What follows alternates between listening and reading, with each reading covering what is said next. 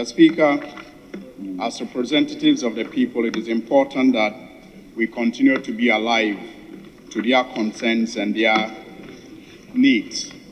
Mr. Speaker, in the past week, many countrymen and women have been complaining about the fact that they sleep in darkness for hours on end. The power situation in their communities continue to affect not only their comfort, but also their businesses. Mr. Speaker, there is information that our power agencies in the last couple of weeks have been shedding power between 280 megawatts and 480 megawatts in some cases. Mr. Speaker, many have called for the power agencies to at least indicate to them for proper planning of their lives. Mr. Speaker, I may not cut you.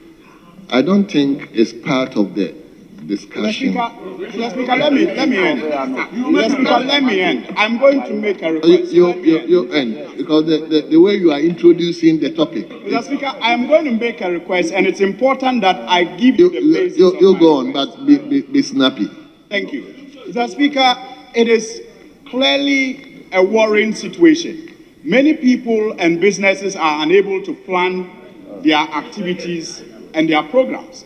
And they are having to sometimes also find extra money to power their generators for their businesses. Many people do not know what is happening. We are told there are planned and unplanned maintenance programs. Yet, like I said, there's also the conversation about load that is shared, sometimes between 300 megawatts and all. Mr. Speaker, it is important that the leadership of the House, especially the majority leader, makes it possible for the Energy Minister to brief the House next week on the power situation and why countrymen and women have had to deal with the power fluctuations, the on and off that we are told not to describe as doomsday. We need to be told what the reasons are. The Ghanaian people need to understand why they sleep in darkness, why they do not have power to power their businesses, and why they have to spend Honorable to produce power. Mr. Speaker, so I therefore make a passionate appeal to the leader to schedule the Minister for Energy next week to brief us on the power situation. Thank you very much. Honorable Suhini, fine, you are making an appeal, but don't you think you yourself can also bring the Minister here by filing an urgent question? Mr. Speaker, I appreciate the suggestion for me to file an urgent question. Mr. Speaker, I have urgent questions I have filed, and they are still yet to be, scheduled. And I filed these urgent questions 2-3 months ago in some cases.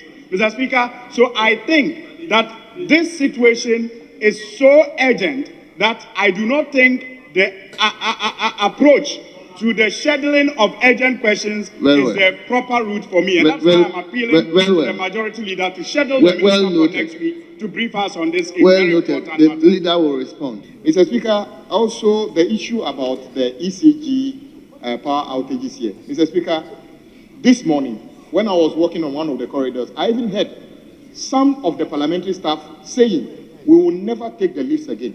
Mr. Speaker, I'm telling you, if you are on the 12th floor and the 9th floor, Mr. Speaker, Honorable Leader.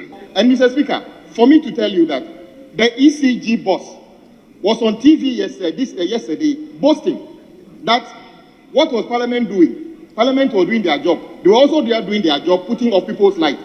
And Mr. Speaker, I don't think that is right. Parliament does not generate IGF. Mr. Speaker, Parliament does not generate IGF. We don't have any extra money to pay ECG. If Parliament is unable to pay our electricity bill, it's simply because government haven't released money to Parliament. If we had our own money, we would have paid the ECG, the bill. So we take it very seriously for the ECG boss to be boasting that, yes, I turned the light off because I'm also just doing my job. Mr. Speaker, I think this is an affront to Parliament, and I wish that maybe you direct that he should retract that. But Mr. Speaker, when we went yesterday, Honorable Amabua said this. This morning, I'm the fourth colleague saying this. Mr. Speaker, it's a serious matter. We are not saying that power outages cannot happen. Very well. But the issue about the outages, something must be done. Very well, leader, very well.